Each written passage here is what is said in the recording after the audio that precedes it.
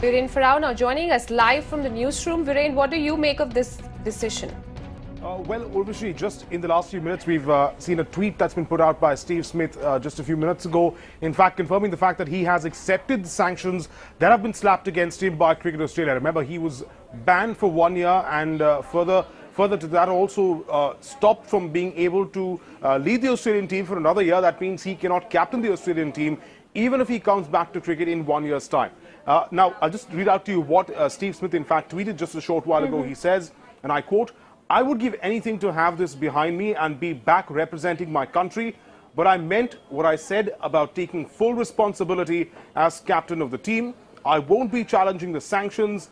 They've been imposed by CA, as in Cricket Australia, to send a strong message, and I have accepted them." So that's a clear message there from Steve Smith that he is resigned to his fate. Right. He knows he has little option but to accept, what do you make of this decision? Would this hold him in good stead once the review of his play comes into effect after these 12 months? Will this go in his favour?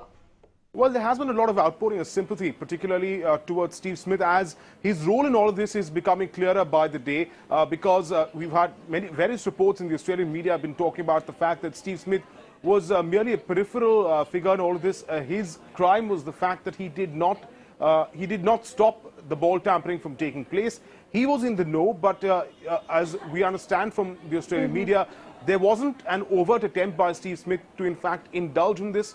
He merely allowed it to happen. It was David Warner's idea, and David Warner has been, in fact, slammed for that across not just the country, but also across the world.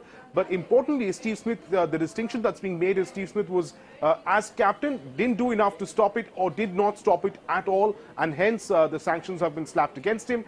That has led to some amount of sympathy, but for the moment, it seems Cricket Australia will not reconsider the ban, and Steve Smith is not going to challenge it.